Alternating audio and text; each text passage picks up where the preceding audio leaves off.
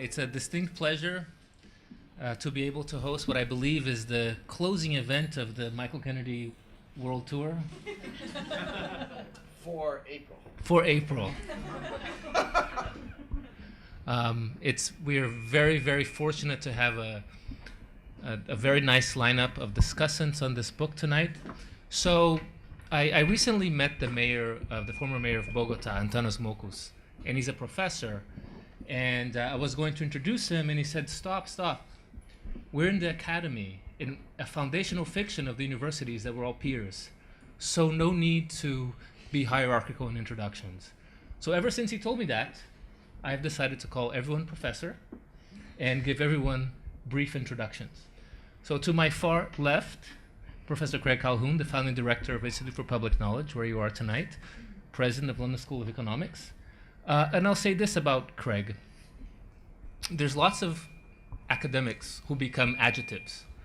So there's Zemelian, there's Parsonians, but Craig is the only academic I know to have become also an adjective for a collective. So they have the Cowhooligans. So thank you for making the way to talk tonight.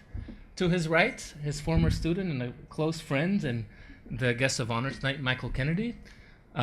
Michael teaches at Brown University, where he was director of the Watson Institute for some time, and before that he was at University of Michigan. And to his right, my colleague, Hillary Angelo, who's minutes away from defending her dissertation, and is nearly a assistant professor at UC Santa Cruz. Thank you for making the time tonight. And I'll be your host this evening. My name is Gianpaolo Baiocchi. I teach here at NYU. I also direct an initiative called the Urban Democracy Lab, which we work on alternative visionings of cities that are critical and just. And the Urban Democracy Lab was essentially incubated here at IPK. We've benefited from IPK's help on many occasions. So the format I believe we've agreed on is that Michael will give some preliminary remarks. And after that, maybe we can go from my left to right, and then we can have a conversation before opening it up to discussion. So, Michael? Great, thank you. Do I need this for some purpose? Yeah. I always do what I'm told, so thank you. So I'm, quite deeply honored to be here, honestly, for a number of reasons, not least of which are the people on this panel, but also for the deep respect I have for the Urban Democracy Lab and the Institute for Public Knowledge and New York University, where in fact my daughter happened to go between 2007 and 2011. So there are many things that draw me here, but it's not just the people in front, but it's the people seated in the audience. It is such an incredible delight for me to be able to recognize so many people from so many generations of my life, from University of Michigan, from Brown, even University of Michigan back in the 90s. So this is a great time for me. So thank you very much for making this possible by your presence. So I'll just say a few things about the book, and I want to say actually relatively few things about the book because I'm much more interested in hearing the folks on the panel than you, but I'll say a few things just to get us started. So in the book, those of you who know me know that I'm not exactly pithy, but I tried in one sentence to find something akin to what one of my advisors at University of North Carolina said. Gerhard Lenski initiated a whole tradition in the study of inequality by asking this simple question: who gets what and why? So I tried to be equally pithy, and I said in the book, who is intellectually responsible and why? That is pithy, but it doesn't quite get at what I care about. What I care about is a much more complicated sentence. I know you will be shocked to hear. And it goes like this. Actually, Hiro Saito, when I visited him at the Singapore Management University, helped me figure this out. He said, and I think I agree, that my basic question is this: how do intellectuals mobilize institutions and networks to engage issues in a more globally responsible fashion? So I develop answers to that question in a lot of different ways across the book. I suggest that we look for examples of responsible intellectuality rather than ideal intellectuals in this era. I look at how universities legitimize their work and the place of publics in that effort, rather than try to define what global universities really are. I address how different national recognitions function in globalizing knowledge, especially English language scholarship, and ultimately consider Poland, I know you're shocked, Kosovo, and Afghanistan, and ask why they have the place that they do. I don't assume that globalizing knowledge means sharing data with powerful actors elsewhere. I consider different kinds of flows, from Pussy Riot to energy, especially, and knowledge networks from the Social Science Research Council, the Open Society Foundations, World Economic Forum, and World Social Forum in particular. Finally, I bring these different knowledge cultural questions together in a consideration of the crisis in which we live, and ask whether we have the right kinds of intellectuality being mobilized to address it, especially with regard to digital transformations and the crisis in Ukraine. So I range that widely and therefore defy anyone to write a simple book review, because we cannot talk about intellectual responsibility without attending to the issues that intellectuals engage. We can't globalize knowledge without considering specifically the space from which we imagine those ties beyond place. We need, in the spirit of Robert Merton and Craig Calhoun, both to think about particular issues, to grasp the general. That way we can see more clearly the contradictions that animate the particular, while invocations of the global slogan paper, while invocations of the global slogan paper over the problems in globalizing knowledge. As you'll see when you read my book, and incidentally, there are some copies still available. The people there asked me to mention this because we want it to be worth their while. Was deeply informed by many colleagues and many students. The book was conceived over the last 15 years, but was actually written in the presence of students from my Brown University Knowledge Networks and Global Transformations class, some of whom are here so they can tell you whether I speak truthfully or not. They heard the arguments, they read the drafts, and some of them even are footnoted in there. I'm really happy that they're here, and I'm very happy that other generations of students are here as well. Sometimes students' work is not quite finished early enough for it to be included in the book. For example, Mujin Zhou, who's right here, is about to also defend her dissertation next week at Brown, and it's about solidarity in contemporary China. Had she finished before I did, that would have been all over my book, but unfortunately it was the reverse. So, no doubt, likewise, Hillary's work would have been very present in my book as well had she finished her dissertation before I finished my book, but she hasn't. However, Gianpaolo and Craig both finished their dissertations before I finished my book. And so they are present in ways that you might recognize. And I'm curious whether they would like the way in which they're present, but I have no doubt that I'm going to appreciate the comments of everyone on this panel. Because regardless of what they say, I will like their remarks, because this book is not designed to consolidate a position or verify an argument. It is designed to open up conversations and to create a kind of discussion that I don't see too much of, especially, sadly enough, in places that claim to be global universities. If I were to have such a conversation, I would want these panelists to be on that conversation. And to have it here at NYU, a university that claims to be quite global, is perfect. So I want to spend a little less time talking, and I'm going to just make 3 points now. around flows, publics, and solidarity. I once proposed that you could develop quite an exceptional international institute if you were to compare and study the interactions among uneven flows of knowledge, people, wealth, and weapons. Global flows like these obviously vary considerably in terms of their virtuality and materiality. But what is equally important, if not more important, for a university is that they vary in terms of the knowledge cultures that accompany them.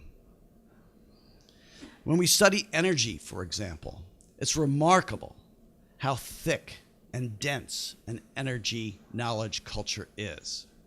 It's also remarkable how much it is owned and supported by energy companies themselves.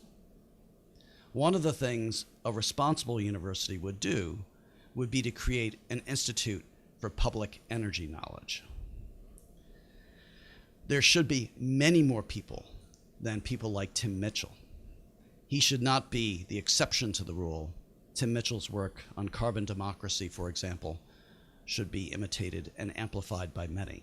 Chapter 6 or 7 of my book tries to do that for the relationship between Europe and Eurasia. So studying energy allows us to see quite clearly the various forms of power and privilege that shape the terms in which energy is discussed. Of course, we are likely to make it part of a public culture in the wake of accidents, as Fukushima, Chernobyl, and 3 Mile Island suggest. But it shouldn't only be in the wake of catastrophe that energy becomes part of our public culture. It needs public knowledge investment. That is changing, of course, thanks to fracking. Fracking is one of the greatest blessings, one might say, for making energy a public issue. But I would even point to fossil fuel divestment movements in universities as another great illustration of how energy becomes part of public knowledge. Unfortunately, too many university authorities see it as a single issue, rather than seeing it, as one of my former students, Katie Cohen, who's here, would see it as part of a resource, what? Yes, a resource intervention chain. I have it written on a mug back at Brown, and I usually have to look at my mug to remember it properly, because it is hashtagged as well. So think about resource intervention chains. I'm too much thinking about fundraising sometimes. Think about resource intervention chains whenever you think about the next divestment movement, because think about how those movements are connected to other kinds of movements around energy, and to think about how that makes a difference. But I take that as an example to raise the question, where in the university do we discuss which kinds of public knowledge deserve investment? That kind of debate tends not to happen in public. It tends to happen in negotiations between presidents and deans and department chairs, in the reproduction of fiefdoms rather than in the address of intellectual and institutional responsibility. That's why I would say divestment movements and other student movements are so important for globalizing knowledge, because they help us think about why we study the things we do and how it's relevant. But in fact, that takes me to the second point about publics. One of the things I like most about my work in universities and publics is the way in which I try to differentiate the kinds of publics that exist in relation to universities. I differentiate them in ways that would make Michael Buravoy proud, because he, as you know, if you followed his public sociology, loves to throw around that 2x2 table. I top him big time, because I have a 3x2 table. Deviant. And my 3x2 table is organized around degrees of proximity, public proximity, and as well the kinds of relationships that universities and publics have, whether they are relationships of evocation or dialogue. We can talk about that chart if you'd like. I don't have a visual for it. But one of the things that I like most in talking about it, in fact, the chart was begun originally in a book that Craig edited along with Diana Roden on public universities that SSRC put out. And in that book, I talked about my old University of Michigan as an exemplary public university. And it really is, especially now that I'm at a private university, it really makes a difference for me to see how publics and privates differently function. Now, one of the things that happened at the University of Michigan which really impressed me was the way in which anti-sweatshop movements changed the sense of who the university's public is. All of a sudden, instead of imagining distant manufacturers of Go Blue memorabilia as somehow contracted laborers, student movements began to imagine them as part of the university public to which they are obliged. This moved me in that article, and even subsequently in Globalizing Knowledge, to wonder, under what conditions do distant publics become part of the university imaginary? And whether those are only supposed to be the accidents of a generation's mobilization, or whether they could be subject to a little bit more rational, critical deliberation within university publics themselves. Well, when that deliberation happens, one of the things that's often lost is the question, and my third issue, and my last issue, the question of solidarity. So often, we wind up seeing mobilizations on behalf of distant publics as evocations rather than dialogues, as opportunities to dress in symbolic solidarity rather than to figure hashtag consequential solidarity. That is a hashtag. It's too long for Twitter, though, so we just use it in email communications. But if you want to ever reach me, just put hashtag consequential solidarity in the subject heading and you'll get me. But how do we recognize consequential solidarity? I have no prescription, but I am learning so many different ways to think of it, from Mujin and her dissertation, and in all sorts of dialogues that this very combination of words now suggests. The latest I'll share with you now, and where I'll conclude. I was in Poland 2 or 3 weeks ago. And of course, my first book was on the solidarity movement of Poland in 1980-81. And people learned this, and they said, oh, by the way, you don't know this yet. By the way, we have a new project at the Center for Social Thought of Gianpaolo II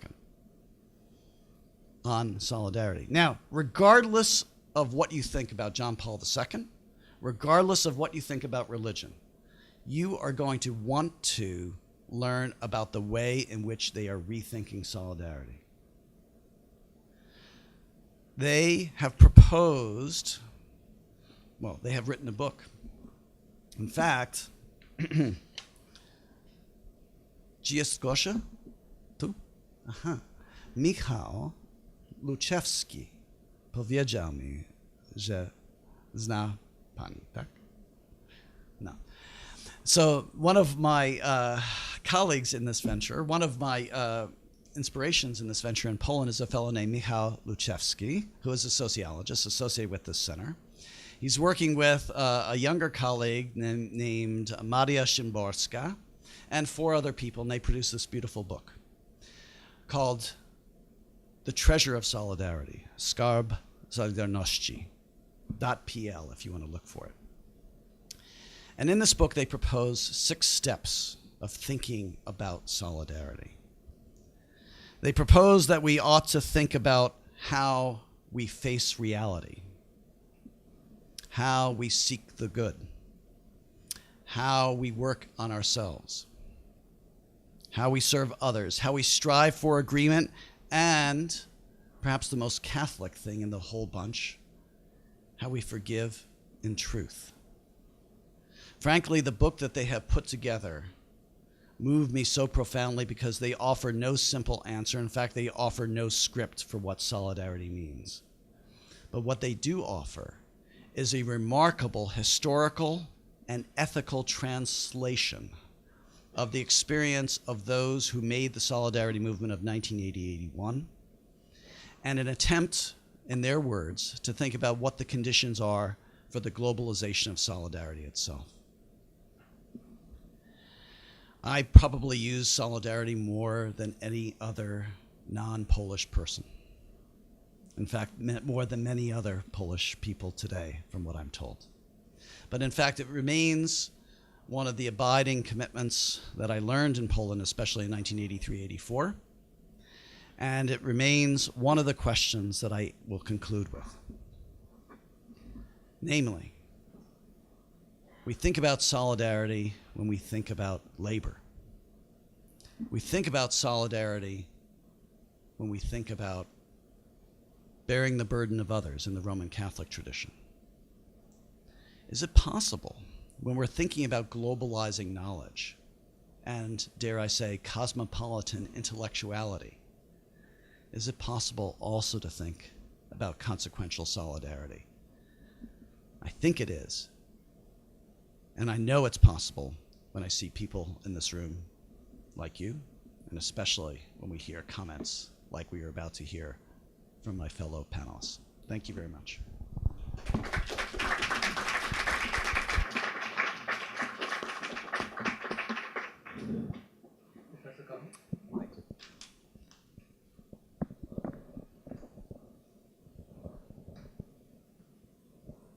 I've known Michael Kennedy so long it makes him seem old, let alone me. I've had a number of wonderful students over the years. I have never known another student more enthusiastic than Michael Kennedy. And his ability to maintain that enthusiasm, which is not only a love for knowledge, because it's a love for the process of finding and creating knowledge. It's a love for the questions. And one of the things that was evident about Michael early on as a student and has been about his career, and that I think deserves stress, is he doesn't only love the answers, and he certainly doesn't only love having the answers and getting to publish the answers. He loves the questions, all of the questions, finding better questions, probing, looking, searching. And I think this is a really important feature of intellectual life, and important to this very interesting book, because it is so easy for people to think of knowledge as the stuff of knowledge and not this engagement with learning, with improving knowledge. Always liked a saying by Amiri Baraka, something he wrote before he was Amiri Baraka, as Leroy Jones, which is that hunting is not those heads on the wall. And one way to think about a risk for academics is that academics begin to think hunting is those heads on the wall. That knowledge is those lines in the CV, those articles in the journal, those completed research projects with their reports to the funders, and lose sight of the excitement of knowledge as an engagement, a process, an activity. And I think that should be front and center. And Michael makes it front and center. This book, which I think is wonderful and which I recommend, and which I can vouch for the fact that Michael Borovoy is proud. Look at what he says on the back cover when you get your copy. This book doesn't consolidate a position, Michael just told us, but it does exemplify a style, which is mostly good. It does include the occasional failure of parsimony, but I'm guilty of this all the time, so that in that I can hardly criticize. It exemplifies a style because Michael loves all the questions and works them all in, and there's an enthusiasm for it, and it's thinking about and for action. The centerpiece of this isn't the stuff of knowledge, it's the doing of a life of knowledge, of an engagement with knowledge. And I think that this is powerful and important and a corrective to ways in which we think about universities that don't stress knowledge. But I also think it's only one perspective, and something that I will bring out is that there are gains and losses in this. Michael asked me if said he wanted to understand how I felt about my place in it. It was an interesting thing to read because I did keep finding myself in it, sometimes by name and certainly by shared interest in ideas throughout it. And I'm honored by my place in it. I love it. I'm proud of it. I also feel especially connected because LSE is quite remarkably global. So among the world's universities, it's very unusual in its global character, particularly the global character of the academic community itself. So many universities have global research projects and programs and all of that, and we actually, I hope, will have more. But we are 76% non-UK students. So when most American universities, including this one, talk about globalization, they often talk about attracting more students, maybe 20% or something like that. So the LSE, with its considerable majority students from, at the moment, 156 countries, is very unusually global. And I can therefore vouch for some of the points Michael makes, including an important one that I'll come back to in a moment, which is simply that globalization changes lots of other things, and that the importance of globalization isn't to be measured in simply how much of it, but what you do with it and how it works in other ways. So just a few points. I'm actually not sure how long I'm supposed to speak, so since I intend to speak for 10 minutes longer than however I'm supposed to speak, I don't know how to measure that. Michael invokes Gerhard Lenski, his primary advisor, who in his famous study of inequality asked who gets what and why. Now, I want to make a point about this. Michael picks up and makes a similar phrase his own, which is who is intellectually responsible and why. And you see in that this interest in agency, in a sense, in what we do with intellectual life. You see also that the book is about us in a certain important sense. It's about academics. But note that it's not another question. That in fact, when I first read that line and he said, Gary said this, and I say something similar, I thought he was going to say, who gets what knowledge and why? And yet the question, who gets what knowledge and why, is not an animating question of the book. That's a different kind of structural question about the distribution and the organization of knowledge. It comes up, the book has things to say about it, inequality is mentioned, there are things there, but there's an enormous range of questions for thinking about globalizing knowledge and the nature of public knowledge that turn on who gets what and why, who gets access, how do they understand it, who gets what tools, how is access to universities distributed, not just in terms of are you in or out, but what has been one of the biggest transformations of higher education in the particularly the era since World War II, which is a huge expansion of access, which has internalized inside the system the inequality that used to exist between those who went to college and those who didn't. So that we have, in effect, reduced the salience of the university, not university distinction, particularly in the world's richer countries, though increasingly in others. But what we've done is incorporate into this world of higher education tremendous consequences for which university, and sometimes even which part of the same university. And I think this incorporating inequality is itself an important figure, and I'd say it's actually not only in universities, but in the public sphere generally, that there has been an increase in access in one sense, but also an increase in the stratification of how that access works, what you get from it, and all of that, and it's worth thinking about.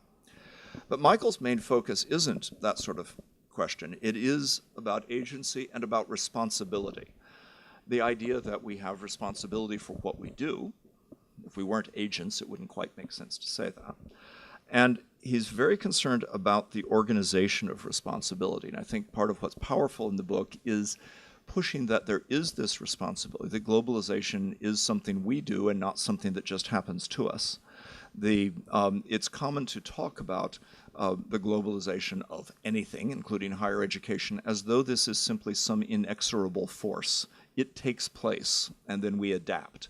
The Margaret Thatcher line, there is no alternative, Tina, which was used to sell a variety of reforms in the 1980s, is in a sense much wider spread. The idea that globalization is something to which there is no alternative, and that it has a clear meaning, so that globalization has to come in the form of this particular package of economic and political power and inequality and so forth.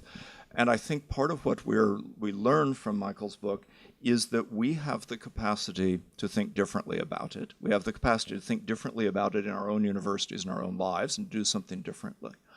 But we also have the responsibility to be part of a wider message that there are alternatives, that in fact we can think otherwise, and that thinking otherwise is part of making those alternatives, that how we imagine the world makes it real. If we imagine the world in impoverished and limited choices, it becomes a world of impoverished and limited choices, and the responsibility of academics is in some considerable part to make more of it by making clear that there are choices. Now, a question is, do we think of all those alternatives, or are we in some part also channeling influences from outside? And I'll come back to that as well, because I don't think that we actually produce the whole of the range of new knowledge, the whole of the expansion of sense of choice. And what the two-way traffic is between universities and the outside of universities is very important to that. But I just want to underscore that globalization isn't just a how much question, as I said. It's a question of how and for whom and of alternatives. And so that's basic to academics. A point that I think is great that Michael makes in the book, and I will not elaborate because I agree with what he says about it, and not just because he quotes me. A key point is that globalization is about difference, and it's about contexts. This is actually, may sound kind of obvious when you start saying it, but it's not obvious because a great deal of the literature on globalization and the discussion of globalization, the invocation of globalization in popular media implies that it's the transcendence of context, that it's about the same thing happening everywhere. So whether it's about supply of labor, it's about capital markets or whatever, it is simply about the ubiquitous, about the universal, about what happens everywhere. And yet, what happens everywhere is a product of connections among different contexts, not of simple sameness. Things play out differently in different contexts. The similar, right, the unifying global factors, markets or media, or migration or all these things, work in the interplay of global organization and specific contexts. In a university, in the LSE, to think about this is in part to invite exploration of a tension between the universalizing as an approach to knowledge. Let us seek the maximally decontextualized. I think you quote Randy Collins's line on this at one point, but Randall Collins, a distinguished sociologist, defined intellectual life in terms of decontextualized knowledge. I think that's wrong. I think that's one great strategy and one meaning of knowledge to try to grasp that which is true across contexts, which is not contingent. But the opposite, in a sense, is also important, to grasp how contexts work, how they matter, how the wider takes on the particular meaning in different contexts. And the universities therefore benefit from mathematical models of processes that abstract to the maximally universal, and they benefit from understanding how contexts work, which is more than just knowing a bunch of facts about particular places. So the language of the universal and the particular misleads us slightly because the particular is misdescribed. It is not just the idiographic and idiosyncratic. Context is a better way to think about the way in which settings matter, in which different factors are put together in different combinations with different institutional structures and so forth. I won't try to elaborate my own examples, simply to commend the point. Another key point that Michael makes, that I cited already, is that globalization causes other transformations. The standard model of talking about how much globalization kind of says it's about itself. So it's about Do you have 20 or 25% of your students global? Do you have, as we have, a little over half of our faculty from other countries? Is it global, right? Well, let me pause on that and say, well, yes and no, right? Our faculty, right, more than half international from outside the UK, are overwhelmingly European and overwhelmingly from OECD countries, even when they're not European. So they're very disproportionately educated in the US or in Britain. Are they global? Well, yes, in a sense. Without question, we are the most global university in Britain, measured by the proportion of non-British students or faculty. Without question, we misrepresent the global because we have a very skewed distribution of where people come from. They aren't African, they aren't Middle Easterners, they aren't Latin Americans in anywhere near the same number. Now, we're working on this. So a task for a university thinking about globalization comes to be, how do you make the way in which you fit the simple more or less category come better to terms with the range of different contexts? So do students understand globalization well if they understand it, as I think it is taught in almost all universities that pride themselves on globalization, as though it is something that happens in North America, Europe, and China, and forget all of the other contexts in the world in which globalization happens, and happens differently. So I think a dominant economic and political power-centered discourse is basically still a transatlantic discourse to which China has been added, without enough attention to all the other complications and all the other contexts and how they work in that relationship, which even means getting those three major centers of North America, Europe, and China in a way wrong if you don't see those other contexts. If you think China is all about its relations to North America, to the United States, or to Europe, you've missed how much of what's going on is about relations to other parts of Asia, for example, or relations to Africa or Latin America, for that matter. And you've missed something crucial about globalization. Well, let me just move on, because I probably am already getting to my too many minutes in this. Good, you'll let me know. Those other transformations in universities are deeper transformations how you think, because this isn't just about globalization. Every point I just made is about thinking in general and about knowledge, and globalization becomes something that pushes us towards recognizing. I think this is very much in the spirit of what Michael's telling us in all of this. Embedded in what I just said is another point that Michael makes, I'll put it in my own terms, but I think it's key, which is that globalization, ironically, is always ethnocentric. We're very proud of ourselves for becoming global, for being able to think from some other perspective. And we miss the fact that our ways of being global, our ways of transcending our particular local roots, are always specific ones. They're always sort of ethnocentric. You know, I have an American way of being global, perhaps amplified by my life in Britain, and a British way of being global. It's not the way that somebody from Senegal is global. Right? It's not shaped by francophonie. It's not shaped by that African context. It's not shaped by the same migration relations. It means something different when I migrate to Britain than when somebody from Senegal does. And the global, right, it has to be seen as different in that sense. Universities are usually national. Almost all universities, even the most global, even the LSE, which prides itself on being fantastically global and is, nonetheless, is situated. And nation states are still very, very powerful situations. I'd even stress this more than Michael does. Michael makes very well the point about the ethnocentric character of our specific globalizations, but the national character of universities as we know them have been national projects more than anything else. They have other histories in religious roots and in urban settings and so forth, but they've been very national, and they remain very national. And the new ones, the place where higher education is growing, as say, different from the already developed countries, they are national for the most part. There are projects of transcending that. So the National University of Singapore would like to have more students from other parts of Southeast Asia, but it is a national project very much in the way it's run and organized. University publics, which are a stress of Michael and the theme of the chart that he referred to, which I said he was deviant because we all know that all charts should have 2x2 tables. Certainly or Bourgeois followers, but Bourgeois got it from Parsons. I say that just because he hates it when I say that. Thinking about university publics, it seems to me we need to stress a little more, I think, than Michael does. University publics are always deeply interdependent with not university publics, and it's not obvious that universities do better at being public than non-university settings. And it's not even obvious that public universities do better at being public. They do sometimes. That's an aspiration, and I share the aspiration.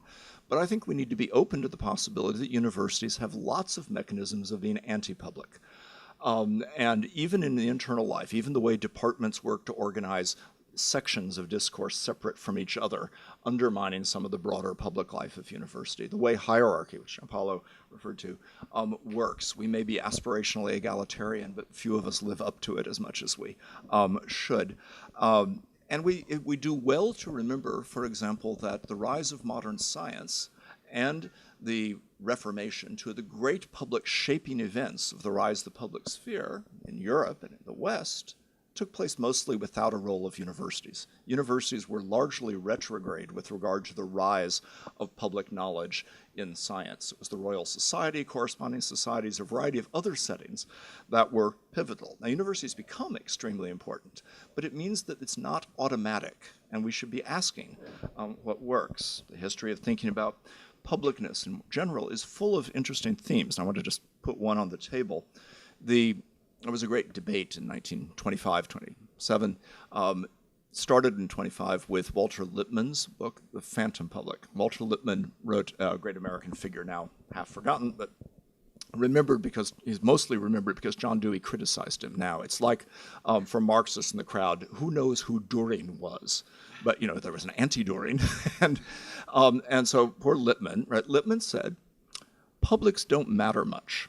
How government works. Decisions are made by experts and insiders, and they're organized in a way to which publics are at best a sort of an abstract ideal you can use a regulatory ideal to ask what's going on, and they're phantoms. The public is a kind of phantom. People talk about it all the time. What's the public interest? When does that public actually gather and do something? Okay? Dewey answered that there were these problems that brought out problem-based publics. People came together around certain publics and they did things in response to this. Those might be episodic, and a lot of what he looks at is episodic, but the question of how they cohere is there. Later interventions like Jürgen Habermas actually posit an institutionally enduring public. And so Habermas's accounts, which become famous, among other things, imagine there is something. The public is there, the public sphere. It's enduring. It's metatopical. It has a kind of metatopical agency. You can talk about the public doing things. Now, I don't want to go into this in much detail, save to say that the question is really interesting. Are we talking about something that has a constant capacity to be trumped by other structures of insider-based decisions? Very nice, let the academics talk. We have a major donor at the LSE, very interested in climate change, endows funds, large amounts of research, millions of pounds, who very interestingly talks about academic work. I'm happy to support the academics. They like doing research, they like writing articles, they're like, this is great. I'm interested in them speaking in public in credible ways. And because there is great respect for them from their academic colleagues, they have more credibility when they speak in public. So I really only want to fund that last part, but I know it won't work without the first part. Now that's horrible for academics to hear because they want to say, no, the first part is basic. It's that research. It's that creation of knowledge. It's the testing of that knowledge.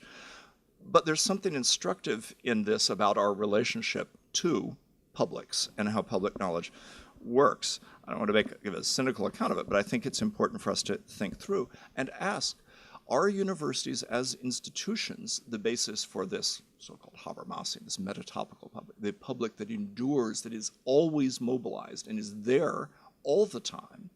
Or are there kinds of publicness that are episodic? And let me just give the example, protests.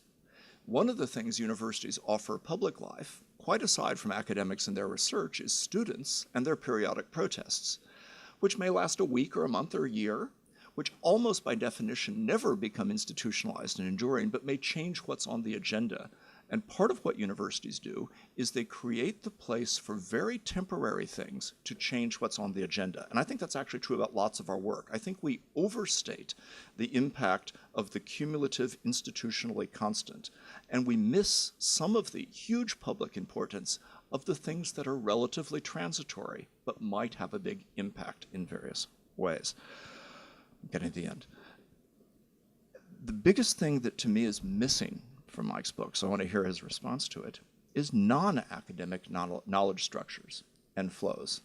The book is much more about universities than I expected, with less about the way in which universities cohabit with the blogosphere, with legacy media, with industrial research and development, with all manner of other kinds of knowledge spheres and knowledge organizations. And part of what I think is changing and putting pressure on universities and making it so important to ask how we are being public and how well is that this relationship is changing enormously. Yes, with impacts for our funding, but with impacts for every aspect of our work and how we matter. And I think that the amount of this change cannot easily be overstated. It's huge, right? And universities tend to operate with very traditional views of themselves and imagine that they will just endure and be able to do what they want despite that. And last point, Michael speaks, and I also do, and I agree with it, about knowledge as a public good. But I want to close with a problematization of that. It's easy to say knowledge is a public good and imagine it almost has to be a public good, like the Stuart Brand Whole Earth Catalog sort of line that became so popular in the heyday of sort of utopian images of the internet. Information wants to be free. Well, information doesn't necessarily want to be free. If you actually look at what's going on in the world, information wants to be paid for. The point of this is to say, if we want knowledge to be organized as a public good, that's actually something, in Michael's sense, we have to take as a responsibility and we have to make an object of action. It's not automatic. It is not, in Samuelson's classic sense of a public good and non-rivalrous good, automatically that. It can be organized through property rights. More and more of what's online, more and more knowledge is organized in proprietarial ways. We have the huge potential of big data and the transformation of the way social science will work with new data sources. The biggest obstacle to it is not developing algorithms and search engines. It's not our creativity. It is how much of that knowledge is not available to researchers, at least not without paying large amounts of money, and has organized in proprietarial forms and controlled in ways that are inaccessible. But it's not just that. It is a more general problem that is reshaped by the extent to which knowledge isn't organized as a public good. And for us just to celebrate it being something that is a public good almost naturally reduces the extent to which we take responsibility for making it more public more of the time. And the question may be, who is willing to pay for knowledge to be free? Thank you.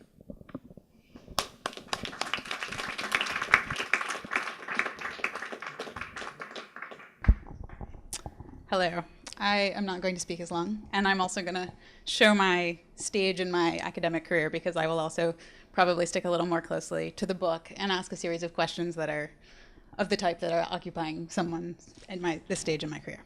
So it's a pleasure to be here today and a really wonderful opportunity to discuss this with all of you. I wanted to start by saying something that I thought members of the audience who may not have yet read the book should know, which is that by globalizing knowledge, I take Michael to mean at least 4 things. And you can object to this categorization if you like. But so first, he's talking quite a bit about the globalization of knowledge institutions, as Craig discussed. So how universities are being transformed by international money, students, pressures of reputations, and so on. Second, he's also talking about the global spread of information quickly and internationally through the internet and social media. He is third talking about knowledge itself that has changed as a result of incorporating understandings of different and usually faraway places. And fourth, the globalization of individuals, either as they try to embody a kind of cosmopolitan ideal that they hold or their university does, or become globally influential. The book also contains very many interesting points and an incredible number of examples, any of which we could talk about at length. And I had actually the opposite reaction of Craig. I thought this was one of the real strengths of the book because it turned out to be much less about universities than I thought it would be, and really is about globalizing knowledge understood very broadly, and not only about globalizing universities, as I expected. But at the end of the day, because we are in a university, all employed by universities, and so on, I was planning to restrict my comments to sort of this sphere of it. Anyway, so for the rest of my remarks, I have sort of organized them into 4 sets of questions that the book raised for me. And like I said, these have a lot to do with who I am and where I am right now. Since most of you don't know me, I will just say that I am also a student of Craig Calhoun's. I am an American and a sociologist who's about to be a new faculty member at an American university, and I'm someone who does my research abroad. So first, based on the years that I spent at universities outside the United States during my fieldwork, I wanted to ask a question about doing academic work in a kind of global field. So Michael talks in the book about the challenge of difference, as Craig also mentioned, and about globalizing knowledge in a way that doesn't produce an imperialism of particular knowledges or of knowledge institutions. And he doesn't like the tendency towards institutional isomorphism that he sees as elite knowledge institutions mimic and come to resemble each other. And I agree. But my first question, Michael, is if you worry about quality or quality control, or have thoughts about how we can think about identifying and maintaining some sort of democratic or broad version of quality outside of sameness. And so I'm asking this because of the great unevenness I saw in my own experiences in foreign universities, which has mostly only been in Germany and in the United Kingdom, in terms of the sort of the quality of graduate students, the type of research that they were doing, and also in the just incredibly different kinds of theoretical training that people are receiving. And I don't think, or at least hope, that's not just my own ethnocentrism. So second, as an American sociologist, a new identity for me, I wanted to raise a question in response to the point you make about the parochialism of our discipline, which is, given this, how do we adopt global knowledge into our epistemology and our methods? So I did my dissertation research in a place that most American sociologists have never heard of, which is the Ruhr Valley in Germany. Even though you tell us on page 165 in the book that Germany is the second best cited non-US, non-UK location after France in American sociology journals. So that's great. And I completely agree with the remark that you make at one point that sociology is remade when a different context is elevated. So absolutely, this is why I have chosen to study the Ruhr. But how do you think then about the questions of generalizability that picking these global and not so well-known research sites inevitably raises? So for example, when presenting my research, I find that I have 2 choices. I can use a comparison, usually to the US, to generalize or really legitimate the findings from this kind of weird place, or I can present them as exceptional cases that shed light on the norm by challenging things that we take to be taken as universals. So I wonder if you see other options for this kind of global knowledge, and can you talk about other purposes it can serve or other roles these kinds of cases can play in relationship to the sort of more canonical US and Western European examples? Okay, so third, as a new and junior faculty member in one of these US institutions, I wanted to ask how you hope or imagine that people like me would go about incorporating these principles into my professional life. So we know, of course, that publishing in international journals is hard for tenure, that internationalizing syllabi, as you point out, is limited by personal expertise, and that traveling is expensive. So I think I've actually done quite a bit more international research and collaboration than most of my peers. And while it's been incredibly rewarding, it's also been incredibly time-consuming and very resource-intensive. Thank you, Craig, for that opportunity. So given that, I'm wondering about 2 things. So one question is, how really democratic or accessible is the idea of the intellectual that you're working with? And so your examples, I thought, showed the great accessibility of popular knowledge and these kind of popular knowledge networks. But for faculty, if we don't have large research budgets, if we're not experts taken publicly to be experts or intellectual celebrities, what do we do? And a related question, which has to do with the answer that I anticipate you would give to that question. So my guess is that you would say that people like me should be the ones cultivating a culture of critical discourse, as you call it, in these institutions in which we're working. But what does this really mean? So as you point out, an abstract commitment to being global can turn out to not mean very much in practice at these large research institutions. So I'm wondering what you think cultivating critical discourse actually looks like, and in particular, if you see a special role for sociology in that project, given the history of our discipline and its current status. Okay, so finally, I want to remark on what Craig called style, intellectual style. So as a fellow student of Craig's, I wanted to acknowledge and applaud this intellectual orientation that I recognize and hope to someday embody in spite of its problems. So this book is incredibly sensitive, I would call it. It's historical and it's reflexive and conceptually sophisticated.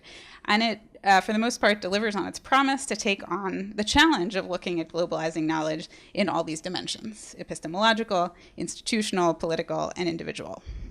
And it is also, not surprisingly, incredibly wide-ranging in its attention to all of the factors that influence globalizing knowledge, from changing technologies and media to politics to material flows of money and people and so on. And it's very precise in outlining how each of these factors influence globalizing knowledge in all of these forms. But because the book is less clear, or at least more restrained, in its evaluation of the university in this context, I wanted to provoke you to speak normatively and at more length about what you think the proper role of the university or its faculty or its administrators or its funders should be in globalizing knowledge. So, for example, are universities relatively more or less effective or important than the NGOs or the non-hierarchical knowledge networks or celebrity intellectuals that you profile? And of course, more or less effective or important for what? Have they done a good job or a terrible job at globalizing institutionally or pedagogically? Should universities be striving to create well-educated individuals as cosmopolitans or working with a different ideal in mind? And even most personally, how would you evaluate the work that you did as an administrator? And would you design universities' globalizing knowledge efforts differently? I don't know, I'm really curious to sort of hear more from you about your take on these questions. So feel free to take up any of them, and I'll just conclude that from my vantage point, globalizing knowledge and knowledge institutions continues to look like a very important and very complicated project, and your book takes an excellent step towards helping us do this by defining the field so clearly and comprehensively. So, thank you.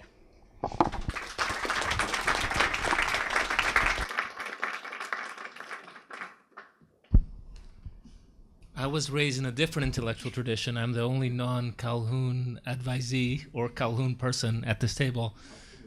Calhooligan. I'm a crypto Calhooligan. They're worse. So I'm going to be very pithy. But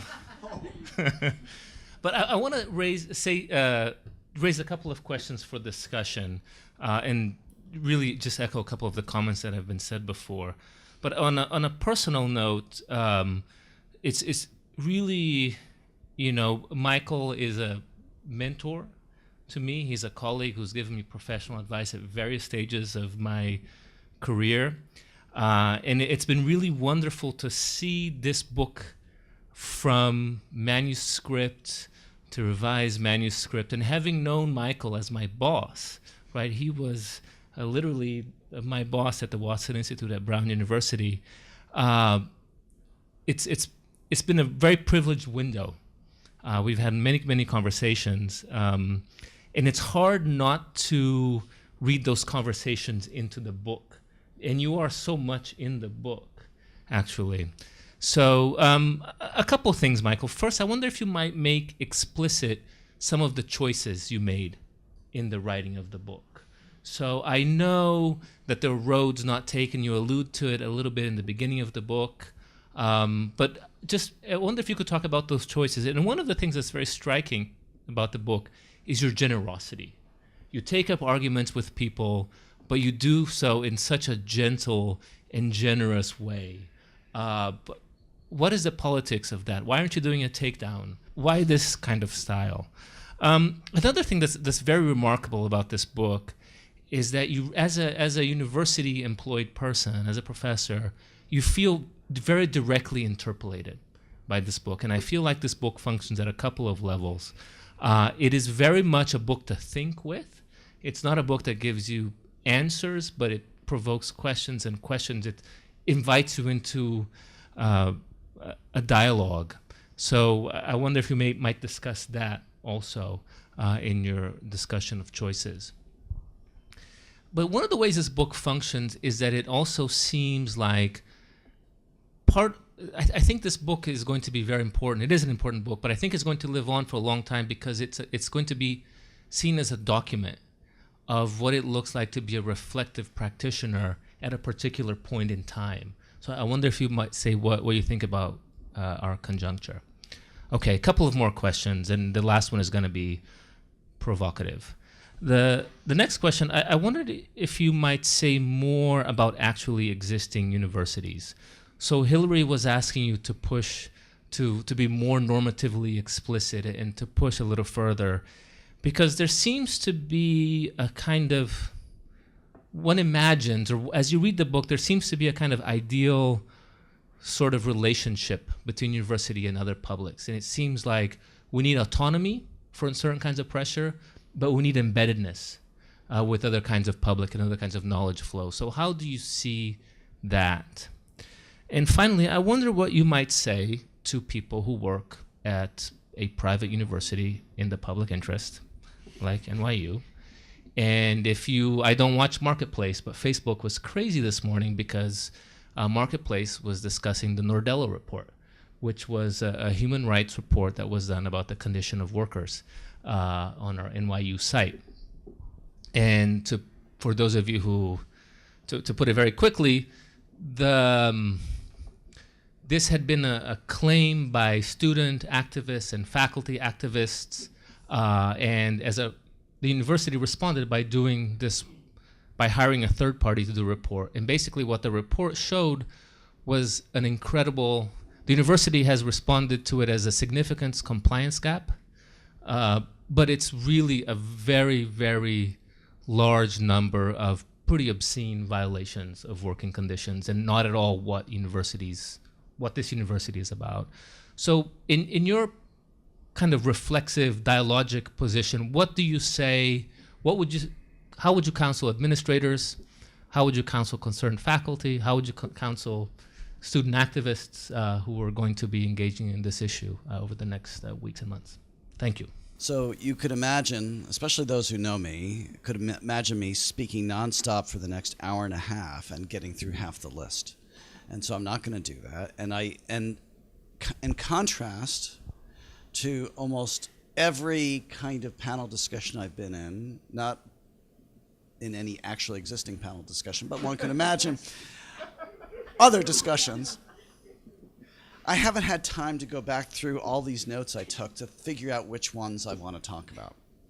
So I'm going to just pick them up and try to think through a few of them, because I hope that you would actually provide the answers to a lot of these issues yourselves. The first point that I might make is, why do you think I'm enthusiastic? I have gotten almost perfect scores on every teaching evaluation for enthusiasm. Thank you very much. Okay. But it is not a feigned thing. It is because, no. I love this. I love this. And, and I love all of you for coming. All right. Let me take up one thing that cuts across some of these issues. Well, no, I think saying something about one of Gianpaolo's points, I think, is very helpful as a point of departure. He's very generous in identifying my politics as a politics of generosity. And even in private, I would say I tend to be generous.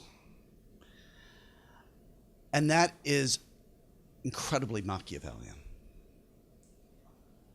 And I say so with all sincerity because one creates possibility by bringing others into the conversation rather than by putting out people from the conversation. Right? I would always rather expand the possible dialogue, even if I have to compromise what I think, in order to get people on the same page and the meaningfulness of that discussion. This is a public sensibility. It's a public knowledge. It's not what you're supposed to do in your dissertation defense. You're supposed in your dissertation defense to defend your ideas at all costs. But I would rather think about how it is that we can find a better answer together, even if that means saying, actually I was wrong. That does mean, however, I am sometimes naive. I am sometimes too trusting. I am sometimes believing that the generous statement is, in fact, a generous statement. And this is where I think some of the criticisms, so beautifully veiled as generous comments,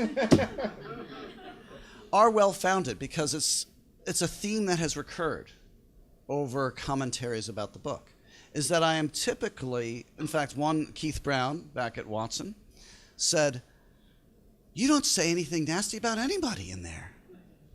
And that's true, and I have plenty of reason to say critical things. But that would only create opposition rather than possible dialogue. So, yeah. But it also means that you're missing, if you see me as only being a nice guy, you're missing those incredibly deep cuts that I'm making. I don't know if I want to be more explicit here. I'm trying to think. But Michael is a martial arts expert as well as a sociologist. But I'm not an Aikido guy, so I don't just redirect energy. I'm a Kung Fu guy and a karate guy, so I punch hard. And I usually get out my aggression there. But I think, let me put it this way. In fact, I'll be very specific. Brown University, where I teach now, has a major challenge over the challenge of difference. In fact, I participated in a panel earlier in the fall on white privilege. And the panel was brilliantly designed. It was asking white faculty and administrators to talk about white privilege. And unfortunately, I think I was the only one who got what was really going on, I say with terrific hubris.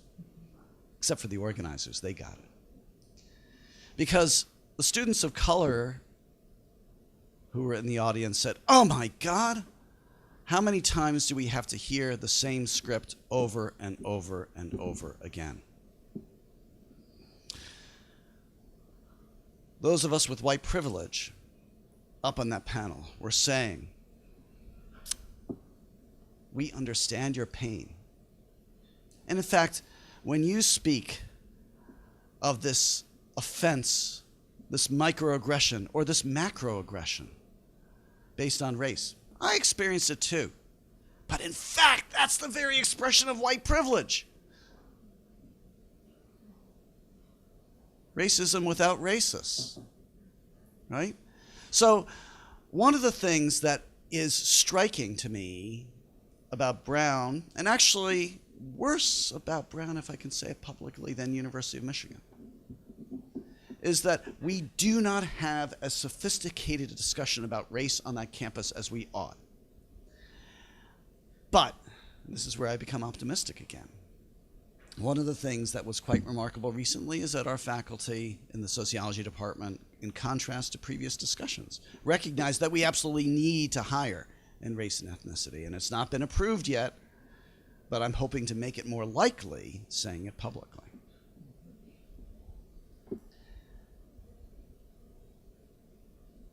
That transitions nicely into the question of who's supposed to bear the burden of globalizing knowledge. And it actually leads me to recall a University of Michigan external review where we asked, you know how you're just going through the motions on all those accreditations? Well, you're not going through the motions. You have to really write a good report, but you take the opportunity of that, having those really smart people come to visit, to help you think through something really challenging and really problematic. And University of Michigan at the time, Nancy Canner was provost and led this brilliant review. She asked those external reviewers, one of whom I think was an NYU dean of the graduate school, if I recall correctly, asked them to help us think through interdisciplinarity. And at the end of the review, they said, you do everything so well. Why are you asking us for help? You should be helping others, except in one area. Except for assistant professors. In fact, your discourse of interdisciplinarity puts assistant professors more at risk because you're asking them to join a culture that is positively, to join a culture that might be very Michigan, but won't be recognized elsewhere because we're evaluating people by disciplines. So Michigan is actually quite a good learning environment, and they took this to say, well, maybe what we have to do is revise how we do the tenure process. Make sure that we don't have departments being the only voices about how to tenure. Bringing in, when they are people who are explicitly interdisciplinary, bringing in those other voices. Likewise, I wouldn't ask you to globalize knowledge on your own, right? As an assistant professor, that's in the most radical extreme, wrong. But we should, as university administrators, and this is where I would be evoking my own past and retired administrative sense, is that we should be creating these mechanisms that if we want to internationalize, if we want to create better public linkages, we have to think about ways to evaluate it that go beyond checking how often people are publishing in A journals, right? And I use that expression because I don't use it at Brown, I don't use it in Michigan, but I came across it in Singapore. This is the next step in this generalized response. Singapore is probably one of those places that is the most globalized. In fact, in a lot of these indices, they move up the rankings because they are the most globalized. But one of the things that I think is often missing in their own discussion is about how that globalization of knowledge is supposed to articulate with the place from which that globalization is happening, evoking one of Craig's comments. One of the problems is that it is hard to publish on Singapore in those A journals. And so if you're even daring to research Singapore, you shouldn't be publishing about Singapore because you're not going to get in those journals that's going to get you rewarded, and so therefore you should just, compare it to the United States. But this is a deep problem. Not just because Singapore's universities are national, but it loses the visceral connection to publics that proximity produces. I love alliteration. That proximity to publics feels very thin too often in Singapore. And it would lead to a research question I would love to see. How do we actually not measure, but think through what public engagement means for these academic institutions? It too often means getting undergraduates to go do experiential learning, which is a great thing, but it's a better thing if that experiential learning is connected to their honors thesis. And it's an even better thing if that honors thesis is connected to an undergraduate class. And it's an even better thing if that undergraduate class is connected to a concentration that defines as its mission that kind of public engagement. One of the reasons I'm getting kind of enthusiastic right now is that I see possibilities for this at Brown right now. There is the space because Brown recognizes that it cannot continue to be the great private university up on the hill, allowing the unintended consequences, or what do you call it when, it's the spin-offs? Huh? The byproducts, yeah. To allow the byproducts of their great work to be their public contribution. That's not good enough because that is treating the public simply as a passive receptacle for the wisdom of the hill. And instead, we can treat publics as partners that help us pose the problems that we ought to develop and engage. But that means that we can't ask the NGOs, that means that we can't ask the movements, we can't ask the city councilors to tell us what we should research. But we have to have enough meaningful dialogue so that we can think with them about how to make our project really spectacular on an academic level and something that's publicly meaningful. And I have a particular example in mind with which I'll conclude. There's some folks in the room who helped me think a lot about the anti-ACTA movement in Europe in 2012. This, for me, was an extraordinary demonstration of public knowledge, mobilized.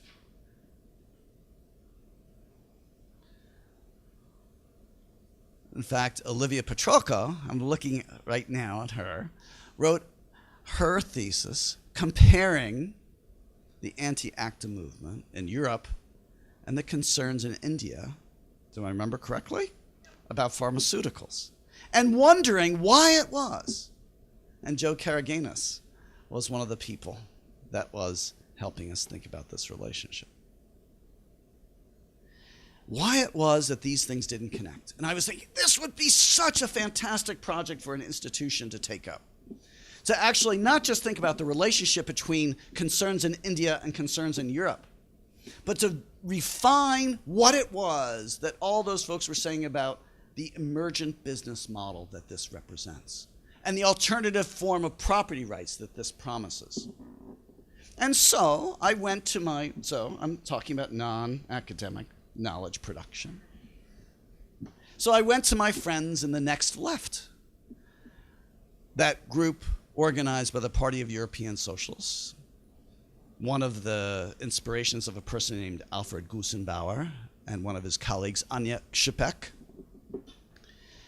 and asked them, well, why don't you guys take this up? This is a perfect opportunity for social democrats to show that they are not just about defending a welfare state, but envisioning an alternative model of property. They didn't take it up.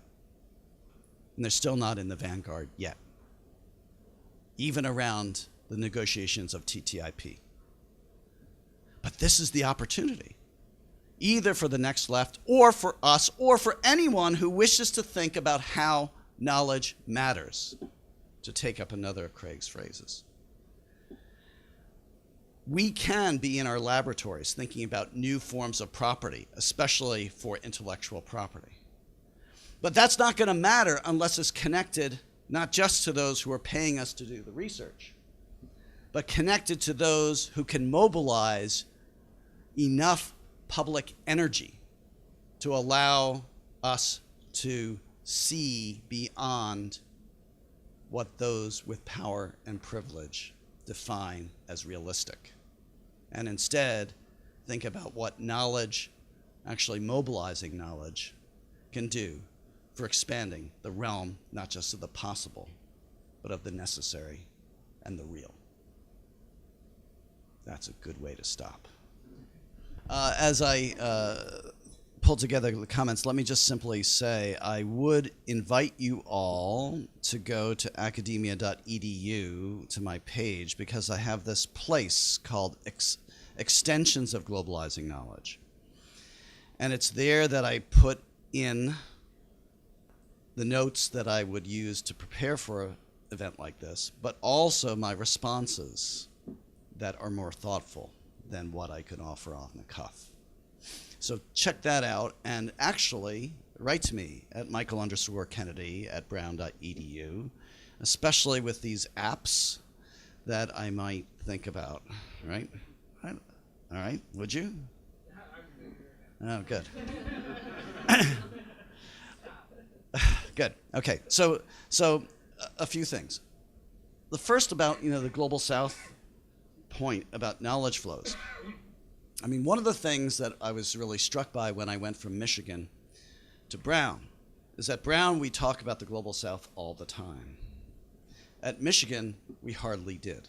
Now I think it's a little bit more common, but it wasn't so common in the days I was Vice Provost for International Affairs. And that was in part because we had many more dialogues going on at Michigan, I would say, that reflected the diversity of the world rather than the bipolarity of the world. In particular, I was an East Europeanist, so I guess I can still almost claim that. And I would have regular conversations with folks from China, because the important commonality was not a geopolitical, geographic imagination, but rather a trajectory that would highlight the significance of communist rule, right? The discourse on Global South erases that, and I find that to be a terrific problem with that imagination. But more generally, one of the things that I love in your question, what is your name? Fang. What I love in your comment and question is, how is it that we wind up recognizing important conversations elsewhere, if we are speaking from here, but also thinking about how conversations there wind up recognizing important conversations elsewhere. And I think, the folks who emphasize the agency in the book are quite right. Because I know there are incredible inequalities of knowledge power. Incredible. And in fact, one of the points of my chapter on difference was about the durability of this inequality, except for India, which winds up, rising up the pyramid of English language attention, especially in anthropology, for obvious reasons, right? So what I would like to pose is this question that is in your spirit, I would hope. And that is, where can we find the greatest exemplars of the alternative flow of knowledge? And actually, I have one in mind, because one of the principal interpreters and authors of that is seated 2 seats to my right. When we think about participatory budgeting, we think first of all about Porto Alegre. And we know that it is traveling across the world at almost superhuman speed. But it's becoming something radically different as it travels. And how do I know this? Not because I know anything about participatory budgeting, but I have learned everything I know from reading Gianpaolo Baiocchi. So talking with him about this question, I think, would be fantastic. Secondly, about the apps, right? I'll tell you more after I get them. But honestly, one of the things that I have found terrifically interesting is to think about how social media is variously important for different kinds of public mobilizations.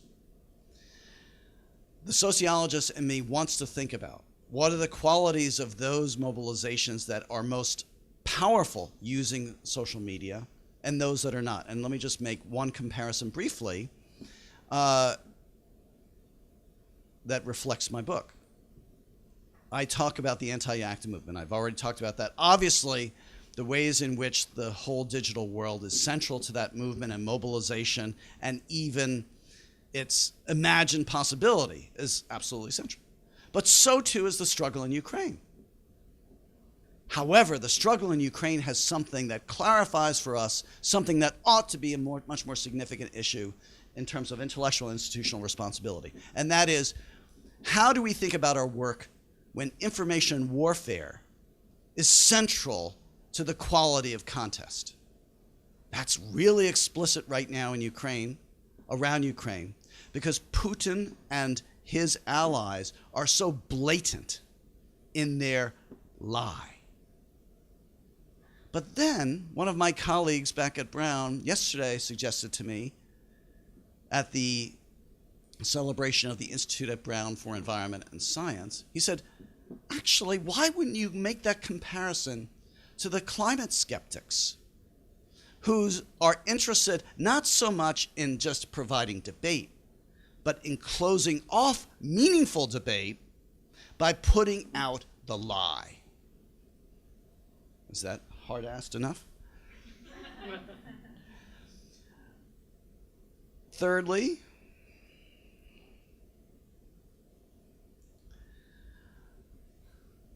I'm blanking all of a sudden. Tell me your, huh? John what?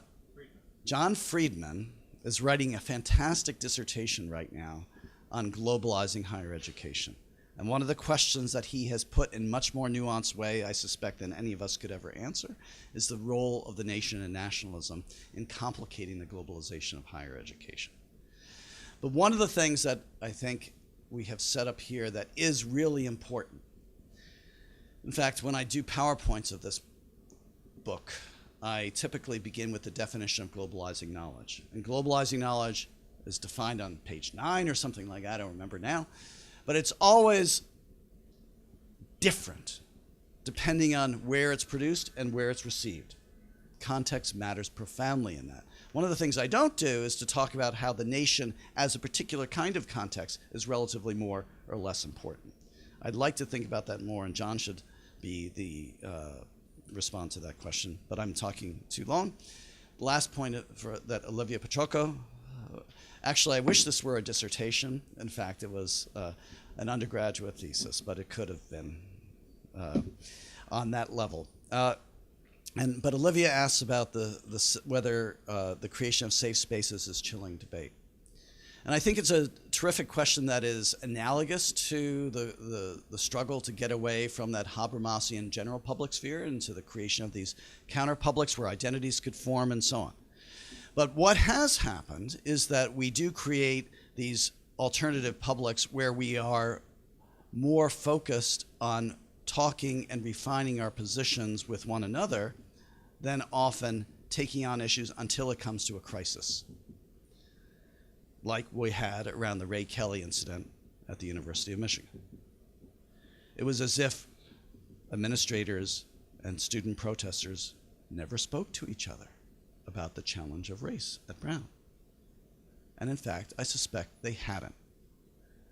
So one of the questions becomes, in responsible institutional places, is how is it that we can work with each other in enhancing the quality of the discussion across layers of difference?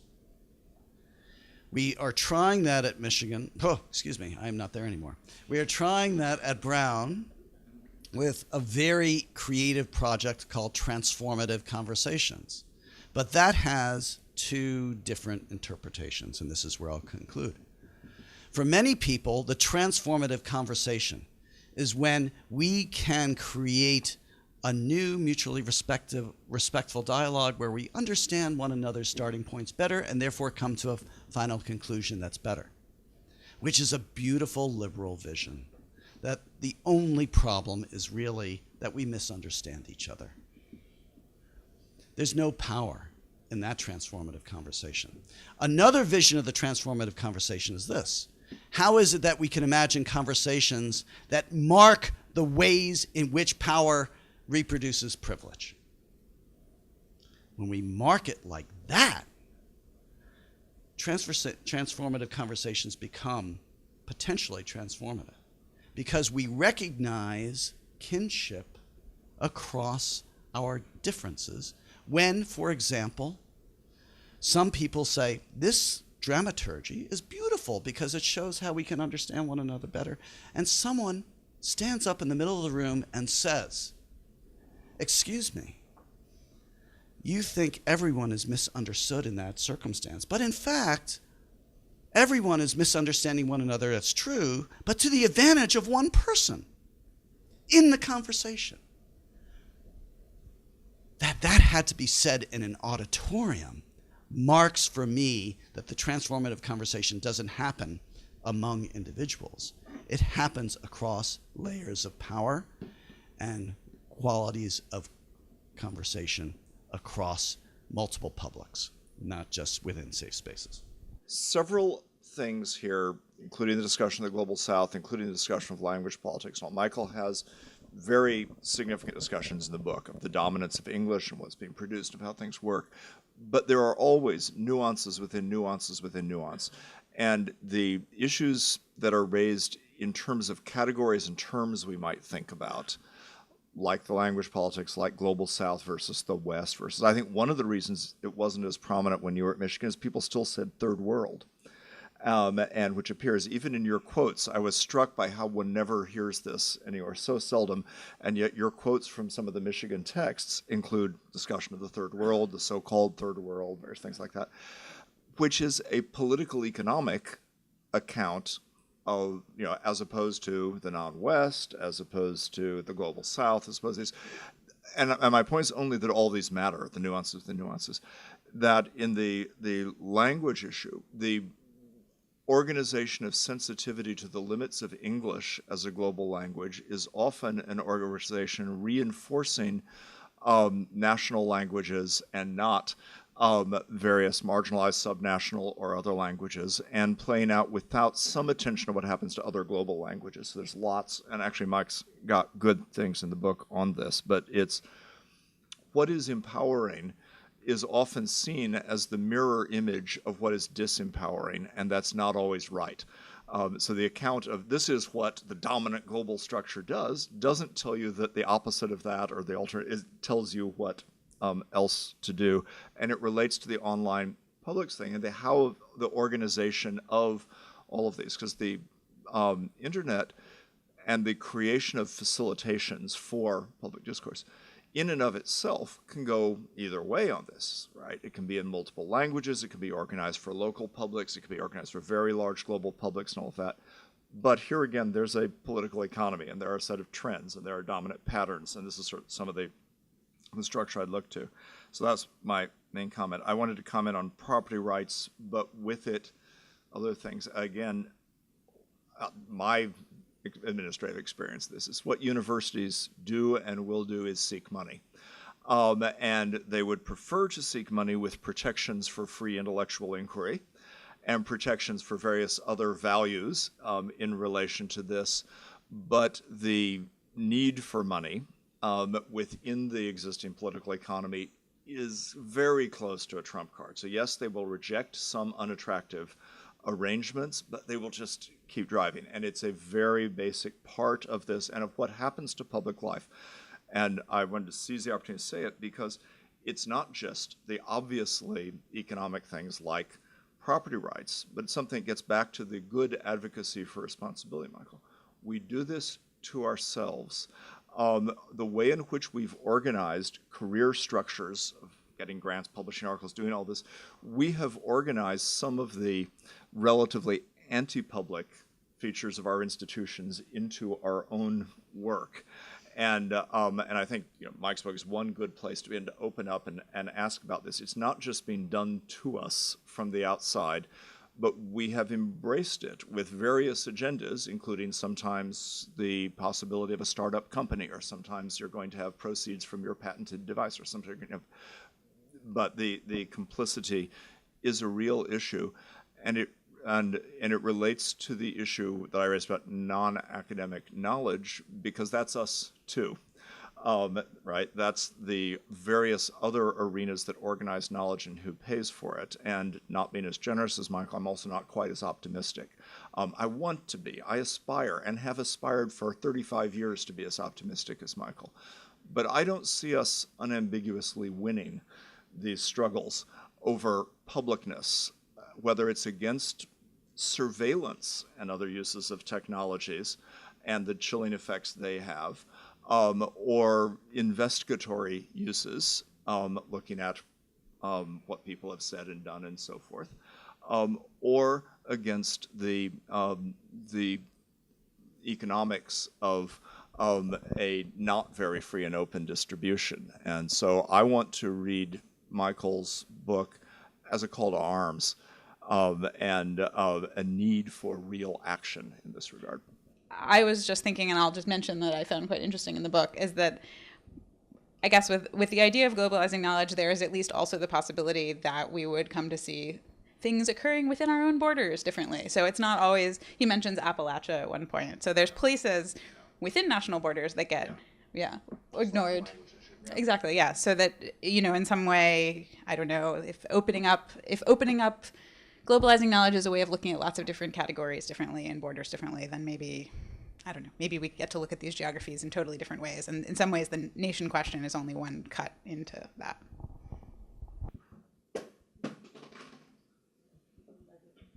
No more tweeting for me during the talk. I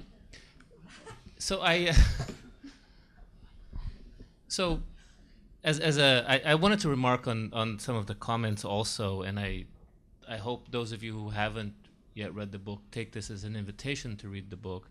I think now, as a result of this conversation and of Mike's remarks, Mike actually does something pretty remarkable in this book, which is a trick now that I don't think I've seen before, because he does a couple of things at the same time you don't often see together. One is he definitely makes you feel complicit. The trick that on the left that power is elsewhere doesn't work if you're reading this book. You are complicit and you're part of the problem, but that somehow doesn't leave you without responsibility and without agency, which is, I think, where the generosity, why it plays such an important analytic role in this book. It makes you think about, as Craig was saying, about your own responsibility, about your own practices, about your professional choices, but it doesn't leave you disempowered or feeling like it's a neoliberal conspiracy. So anyways, Michael, thank you for, I realize now why the generosity is so important.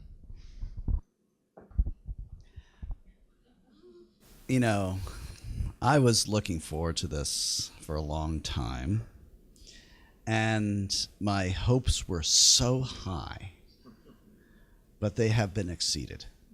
And it's not just because I'm always optimistic, right?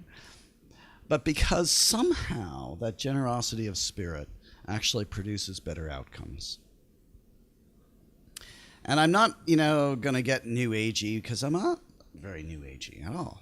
In fact, one of the other components that will not be apparent in the book, but now that we're all such close friends, I'll share with you now, is that the reason I am rarely disappointed is that I have, unfortunately, too low expectations of most people. But I have great expectations of people together, especially if we can have conversations like this. So I'll make, just to celebrate, these comments and move toward conclusion. So on the question of intellectual property, that question came from Guntra Eistere, who's now teaching at Central European University and was at University of Michigan for her master's thesis in Russian East European Studies and in environmental studies, where she did a fabulous dissertation and subsequent publications on organic agriculture in Latvia and Costa Rica. The comparison is actually really powerful. So obviously, again, Guntra would have much more to say about intellectual property and how that might work. But the way in which I would take that into something I would be able to talk about is for us to think about not only those questions that are ultimately political economic, but also what kinds of knowledge products are we actually trying to encourage in universities. We are always trying to encourage those apps that will make billions for the university, right? And I would rather have it go to the University of Wisconsin-Madison, where my son went to school, and actually depends upon one particular patent that has really, been incredibly productive. I can't remember what it was. But if universities use this to rechannel money, not back into more patent seeking, but rather into other ways of increasing the autonomy and responsibility simultaneously of universities. I see this as a good thing.